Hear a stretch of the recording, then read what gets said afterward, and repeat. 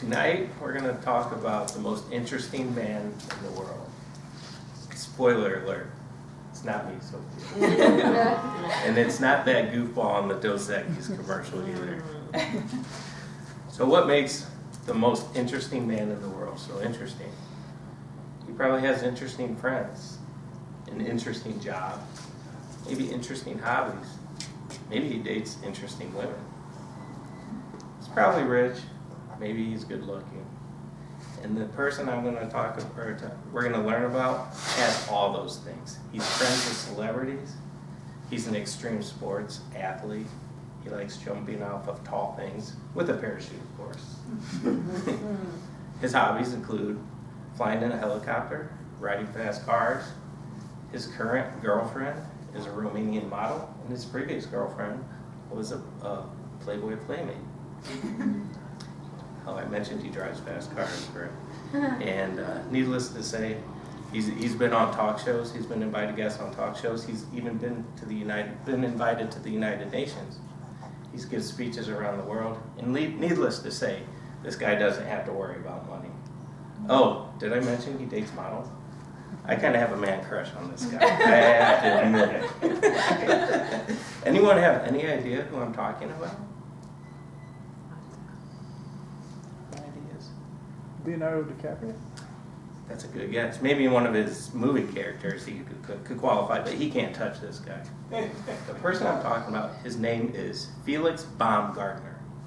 Many people probably don't know who Felix Baumgartner is, but he goes by the nickname Fearless Felix. And why they call him Fearless Felix, I'm about to explain. There was a project that took place in 2012, funded by Red Bull. The project was called the Stratos Project, where they wanted to have a man leap from space, from the stratosphere. Their goal was to break a record from 1960 to have the highest jump from space, and they had to choose someone to help them with this project. And needless to say, Fearless Felix was the guy that they chose. So let me tell you a little bit about this project. The goal was to jump from 128,100 feet in space, from the edge of space, without any aircraft or any equipment other than a suit and a human being. Let's put this in perspective. People that skydive jump from, anyone want to guess how many feet a typical skydiver jumps from? 25. 3,000. Well, it has to be below 15,000 feet because you need oxygen above 15,000 feet. So it's usually around 12 or 13,000 feet that someone jumps out of an airplane with a parachute. And they fall to about 5,000 feet over the parachute. Fearless Felix was going to 128,000 feet, which is 24 miles above the Earth's surface. The previous record was 19 miles above. Or Felix is going to jump from 39 kilometers for those like the metric system. So the first thing that, in order to accomplish this, what they had to do, they had to get him up into space, right? Right.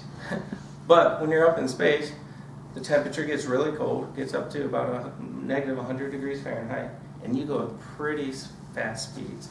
Up there, the air's 1,000 times thinner than it is here. So there's not much friction when you jump. So they had to build a suit for Fearless Felix to jump. And this suit had to be so strong to withstand those extreme temperatures and those extreme speeds that even a little hole, after he jumped, if they tore a little hole, he'd be ripped to shreds. So it was really important. They built him a suit that weighed 260 pounds. This suit was probably the most important part of this project. It was a heavy suit, it had sensors all over it. It had to have its own heating and air conditioning system inside the suit. He even had 2 chrome mirrors on the side because you're not very flexible in a big suit like this, and he had to have some peripheral vision. So he had this suit, but the problem was, while they were practicing this, he developed claustrophobia.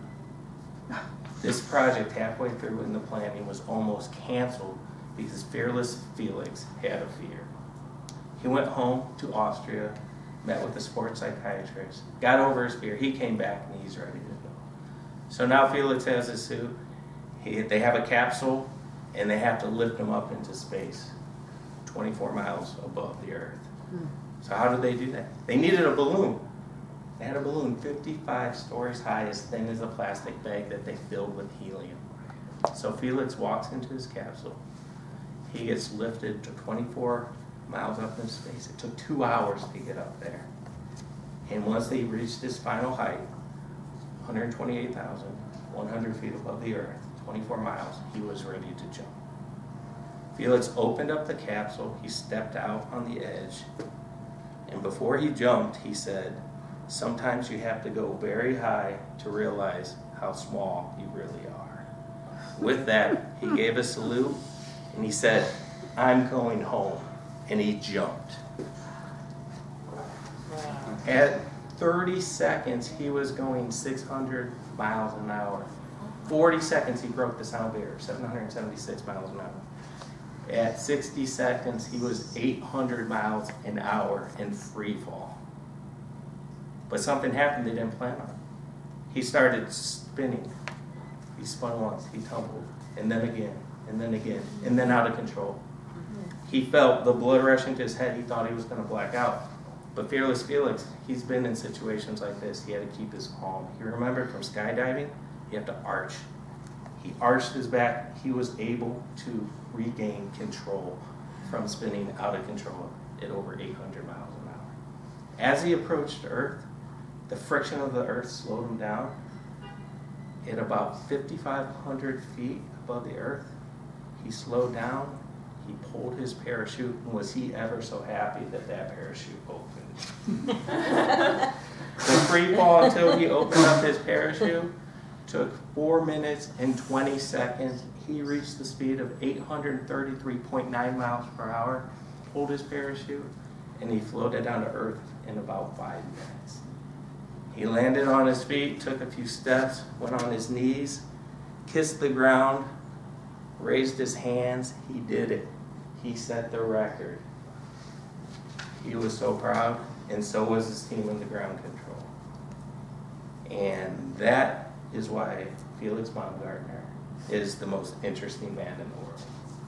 And I hope you all may agree with that.